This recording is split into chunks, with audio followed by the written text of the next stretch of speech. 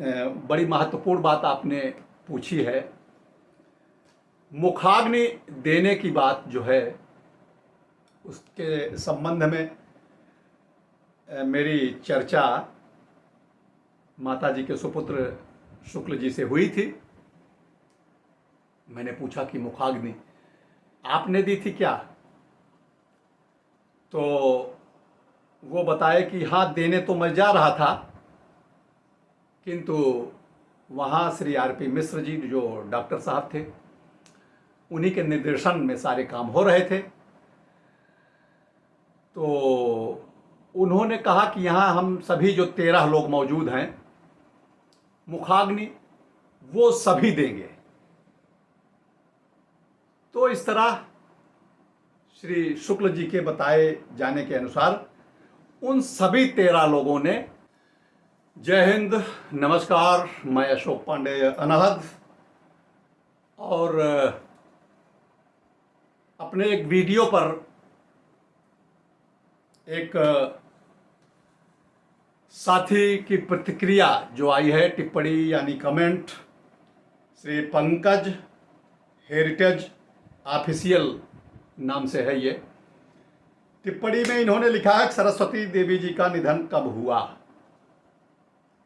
और क्या नेताजी का श्राद्ध कर्म अच्छे से किया गया? श्राद्ध कर्म के अंतिम दिन बिहार में एक परंपरा है, मुखाग्नि देने वाले का पगड़ी बंधन होता है, जिसका अर्थ है मृत व्यक्ति की बची हुई जिम्मेदारी अब उनको निभानी है। क्या ये हुआ था? और नेताजी को मुखाग्नि किसने दी थी? एक वीडियो इन मुद्दों पे बनाया जाए। पंकज जी अपने शोध के दौरान भगवान जी को खोजने में, अपनी इस यात्रा में जो मैंने पाया है वो ये है। पहला तो आपने पूछा सरस्वती देवी जी का निधन कब हुआ। तो सरस्वती देवी जी, जिनको भगवान जी माँ जगदम्बे कहते थे, प्रणम्य है वो माता जी, जहाँ हों उन्हें मैं नमन करता हूँ। उन्होंने 56 से लेकर 85 तक भगवान जी की सेवा की। 85 ही क्या, उनके जाने के बाद भी अयोध्या में रहकर उन्होंने भगवान जी के लिए दान पुण्य के अनेक कार्य किए। ऐसा उनके सुपुत्र श्री राजकुमार शुक्ल जी ने मुझसे कहा था जब मैं उनके यहाँ गया था। तो उनका निधन कब हुआ इसके बारे में मैंने उनसे पूछा। तो चूँकि जानते हैं कि थोड़ा सा पहले आदमी इन सब चीज़ों पे बहुत ध्यान नहीं देता था कि आपका जन्म कब हुआ है या आपकी मृत्यु कब होती है। आज के 10-20 साल पहले तक उतनी जागरूकता थी नहीं। तो हमें लग रहा है उसी क्रम में ये भी रहा मामला। हमें लगता है उसी तरह कन्फर्म तारीख उनके परिवार को, श्री राजकुमार शुक्ला जी के परिवार को नहीं मालूम है। मैंने उनसे पूछा भी था उस समय, और बाद में फ़ोन पर भी हमारी वार्ता हुई। तो उनका कहना था कि 99 में ये जो मुखर्जी आयोग गठित हुआ था, तो बता रहे थे कि नोटिस आई थी कि मुखर्जी आयोग इनके यहाँ माता जी से मिलने के लिए जाने वाला है। 99 में गठित हुआ था, तो मैं समझता हूँ कि 2000 की बात होगी या 99 का लास्ट रहा होगा। तो श्री शुक्ला जी बता रहे थे कि वही आयोग वहाँ पधारने वाला था, नोटिस आई हुई थी, तो तैयारी उसी की चल रही थी। उसी बीच माता जी का अचानक एक दिन देहावसान हो जाता है। तो एकदम सुनिश्चित तारीख न होने से हम आप ये अंदाज़ा लगा सकते हैं कि 99 लास्ट या 2000 का पहला सप्ताह रहा की शुरुआत रही होगी जब माता जी का देहावसान हुआ है। मैंने उनके पौत्र श्रीदीप नारायण शुक्ल जी से भी बात की, तो बहुत कन्फर्म डेट वो भी नहीं बता पाए। यही उनका भी कहना था कि 99 के आसपास की उनकी मृत्यु है। आपने पूछा है कि क्या उनका श्राद्ध कर्म अच्छे से किया गया था। तो श्राद्ध कर्म जो है वो तो एक सन्यासी थे ही।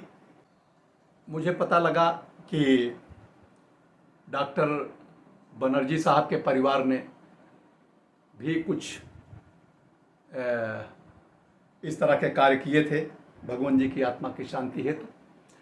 और श्री राजकुमार शुक्ल जी बता रहे थे कि माता जी अयोध्या में उनके देहावसान के बाद 2-3-4 महीने रुकी, कुछ दिन रुकी और वहाँ रहकर उन्होंने भगवान जी की आत्मा की शांति हेतु तो अपने स्तर से कार्य किए और भंडारा भी इनके द्वारा वहाँ संपन्न किया गया। उसके अलावा जो अन्य भक्तगण थे, यद्यपि उन लोगों से इस विषय पर चर्चा नहीं हुई, और पगड़ी बंधन वाली जो बात आप कह रहे हैं वो मैं समझ रहा हूँ। जैसे उत्तर प्रदेश में भी होता है कि कोई एक व्यक्ति वो उनका वो लेके बैठता है, तो एक सन्यासी होने के नाते ये सब करना उचित नहीं समझा गया। और इसमें आपने आगे पूछा है कि और नेताजी को मुखाग्नि किसने दी थी। बड़ी महत्वपूर्ण बात आपने पूछी है।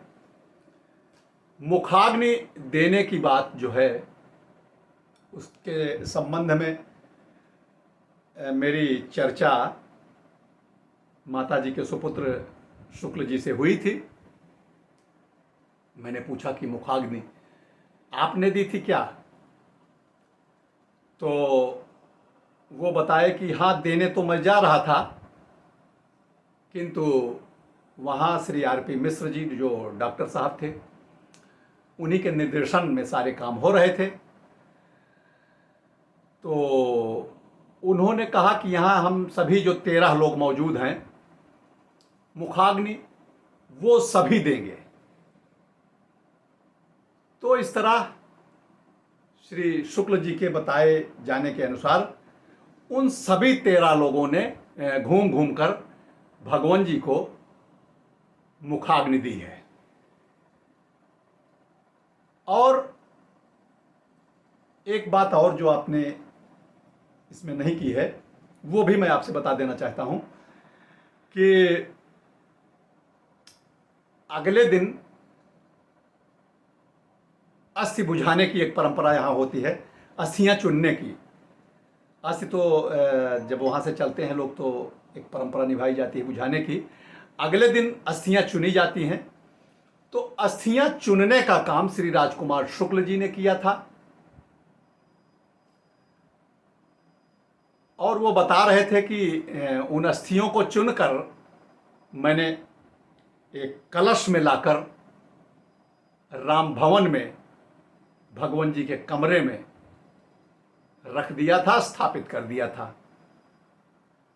तो इस प्रकार अनुमान लगाया जा सकता है कि वो भगवान जी का अस्थि कलश भगवान जी की सारी वस्तुओं में या तो अयोध्या के कोषागार में होगा सारी वस्तुओं के साथ, या फिर कुछ वस्तुएं जो प्रदर्शन हेतु राम कथा संग्रहालय में रखी हुई थी वहां होगा वो अस्थि कलश।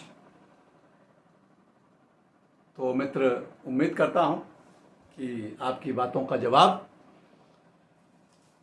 आपको मिल गया होगा और आपके इसी प्रश्न के साथ अन्य साथी भी लाभान्वित होंगे। ये प्रश्न पूछने के लिए पंकज हेरिटेज ऑफिशियल, भाई पंकज जी, बहुत बहुत धन्यवाद आपका। जय हिंद, नमस्कार, फिर मिलेंगे किसी दूसरे वीडियो में।